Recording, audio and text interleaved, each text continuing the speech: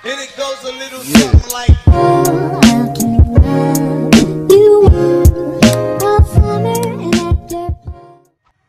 Hai, assalamualaikum warahmatullahi wabarakatuh. Auzubillahi minasyaitonirrajim. Bismillahirrahmanirrahim. Assalatu wassalamu asrofil anbiya'i wal mursalin wa ala alihi wa sahbihi ajmain. Perkenalkan, nama saya Vina Oktavia dari Fakultas Tarbiyah, jurusan Pendidikan Agama Islam. Hai sahabatku kaum muslimin dan kaum muslimat.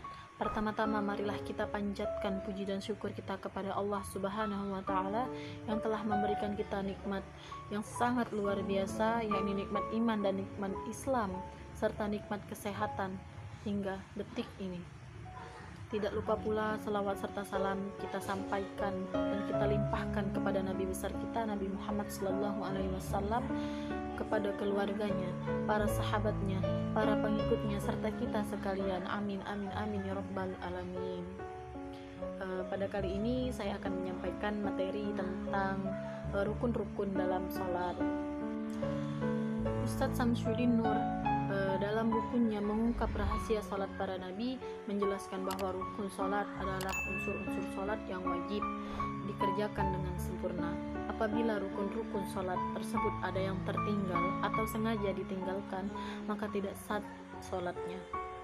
Sedangkan menurut Ahmad Sarwat dalam ensiklopedia fikih Indonesia, dalam istilah fikih, ia pun menyebutkan segala yang membuat sesuatu tidak akan terwujud tanpanya.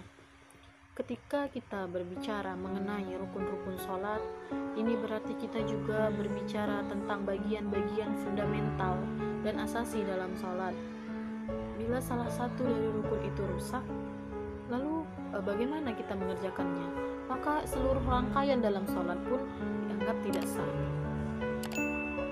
Dilansir dalam terjemahan matan Al-Ghayah wa At-Taqrib Salat oleh M. Abdul Wahab, disebutkan rukun salat ada 18, yakni niat. Niat tempatnya ada di dalam hati, teman-teman. Kita pun mengucapkannya dengan lisan. Hukumnya sunnah. Niat pun diucapkan dalam hati ketika takbiratul ihram. Yang kedua yakni berdiri apabila mampu. Yang ketiga takbiratul ihram dengan mengucapkan Allahu Akbar. Yang keempat, membaca Al-Fatihah, dan basmalah merupakan satu ayat dari Al-Fatihah. Yang kelima, ruku. Yang keenam, tumakninah ketika ruku. Yang ketujuh, i'tidal. Yang kedelapan, tumakninah ketika i'tidal. Yang kesembilan, sujud. Yang kesepuluh, tumakninah ketika sujud. Yang kesebelas, duduk di antara dua sujud.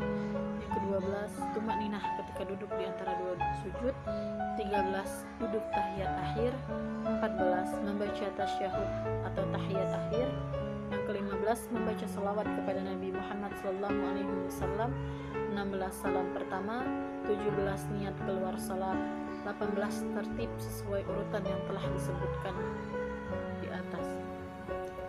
Terus jika ada seseorang yang menanyakan, lalu bagaimana hukum orang yang meninggalkan salah satu rukun sholat? Jawabannya seperti ini. Yang pertama, apabila seseorang meninggalkan rukun di dalam sholat jika berupa takbiratul ihram saja, sholatnya tidak sah. Baik ia meninggalkan dengan sengaja atau karena kelupaan sebab sholatnya belum terlaksana. Yang kedua, jika ia meninggalkan rukun selain takbiratul ihram dengan sengaja, maka salatnya dianggap tidak sah.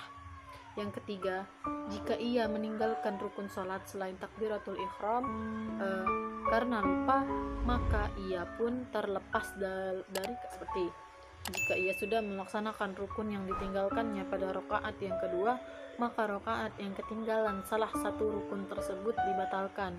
Kemudian rakaat yang selanjutnya menempati tempat atau menjadi rakaat yang pertama. Dan ia pun berkewajiban melakukan sujud syahwi setelah salam.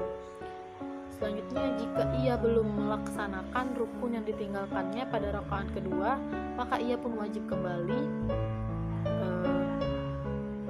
ke rukun yang ditinggalkannya tersebut dan kewajiban melanjutkan serta melakukan sujud syahwi setelah salam. Terus jika ia teringat dengan rukun sholat yang tertinggal setelah sholat namun jarak waktunya masih dekat, dan belum dipisahkan oleh jarak waktu yang lama seperti orang yang lupa ruku dan sujud, maka ia pun wajib mengulang 1 rakaat yang sempurna termasuk tasyahud akhir dan memberi salam, kemudian sujud sahwi dan memberikan salam. Itu adalah jawaban apabila ada yang bertanya mengenai bagaimana jika ada yang tertinggal dari rukun-rukun sholat tersebut. Alhamdulillahirabbil alamin, telah sampai kepada penghujung akhir video saya. Terima kasih kepada teman-teman.